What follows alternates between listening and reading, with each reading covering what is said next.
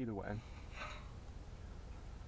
yeah, it became a mental practice as much as a physical practice. The act of hiking, the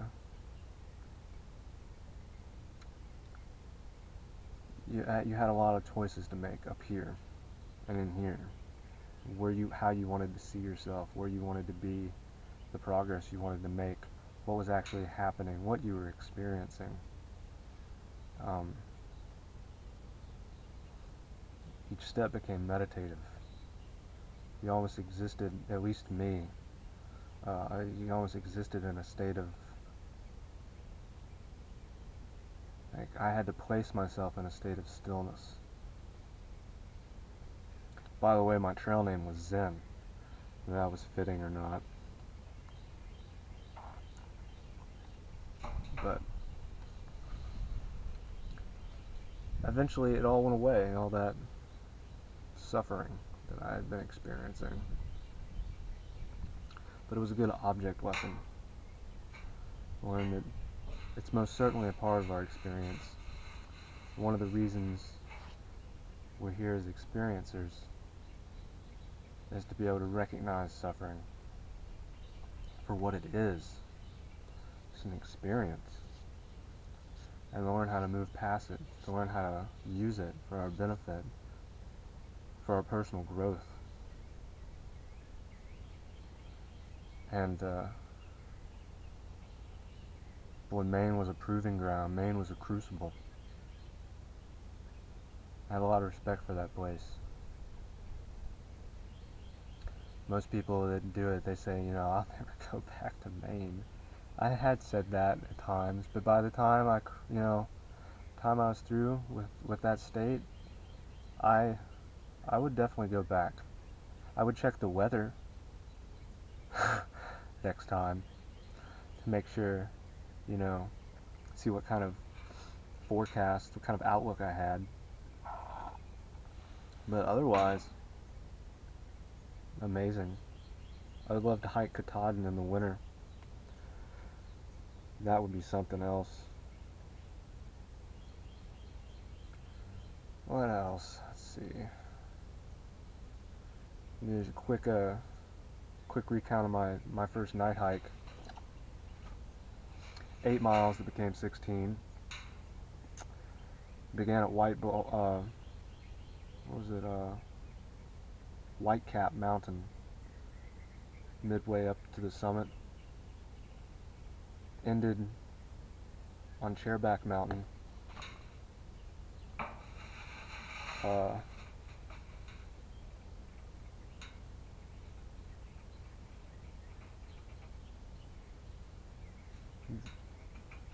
make a long story short, the 8 miles was where I had planned on stopping. There's just so much daylight. I had made such good time. I was like, you know what? I'm just gonna try for this. I'm just gonna try, and I've been doing like 8-mile days. What's another 8 miles? I took a good break, about 30 minutes, where I'd intended on stopping. There really was no water there. It was just kind of like on a summit, like a low summit. I actually think I have the name of it here. I did keep all my maps. I'm a map person.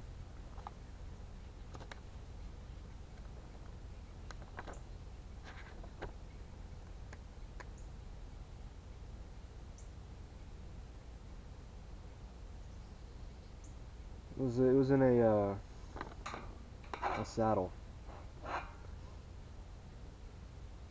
below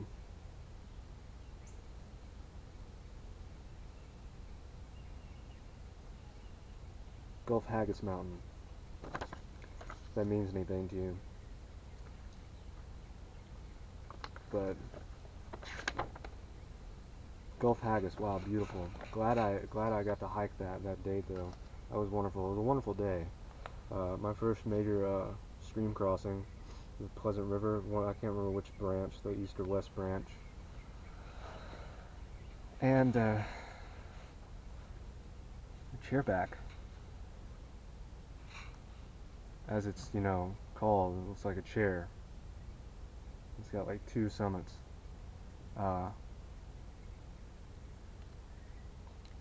Totally forgot about, you know, I wasn't really thinking it through. Decided to just go for it without really looking at the maps, but at that point I didn't have any choice. You know, it was maybe an hour, hour and a half, 2 hours before it really got completely dark, that I was making my way up from Pleasant River, West Branch I think it was, up towards Chairback. And of course it eventually dusk broke out, it got dark, had to pull out the headlamp.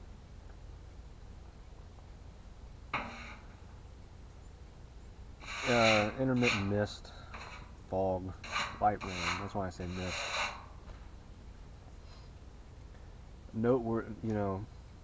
Experience worth noting though. See, I didn't get to the shelter on a lower Chairback, I think it's what it was called. I may be mistaken, but I didn't get to the shelter till like 8 o'clock that night. And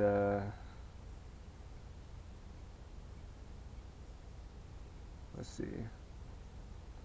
I had forgotten, it's because it's dark. You don't really have you don't have a very good sense of distance, like how much distance you've traveled. It's harder to see landmarks if it was focused on like the 15 feet in front of you. That cylinder of light you're in with your headlamp. That I eventually Chairback has a point where you have to. It's not a hike. It's what they call a talus, like a talus slope, and they're just like rocks. You have to scramble up, like there's this scree. And it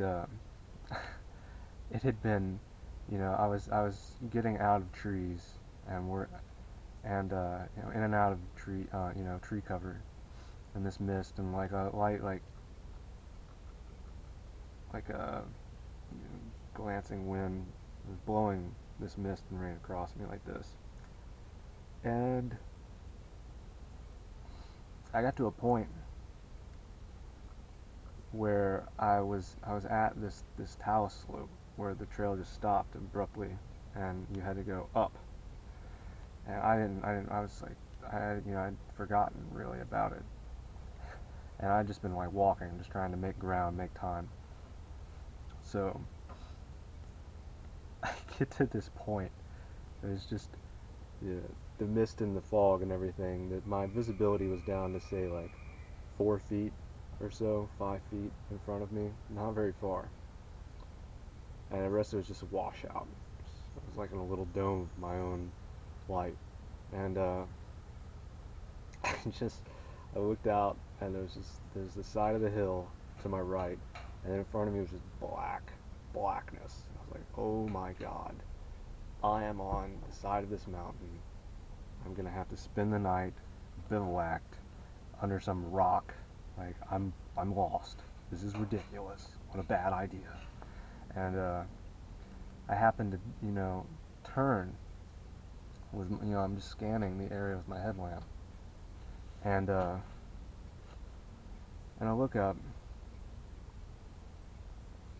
and at the farthest point of the visibility of my headlamp on a boulder, I see a white blaze, which is how they mark the Appalachian Trail. It's white rectangle. It's about 6 feet up, like a few boulders up, just barely. I can barely make it out. Like, oh, this is where I am. I'm at this talus slope. So I put my trekking poles on my pack, taking my pack off, strapped them on there, and I start climbing. Start climbing up the side of this mountain in the pitch dark. It's just me and my little circle of light from my headlamp, and just mist and rain and light wind. And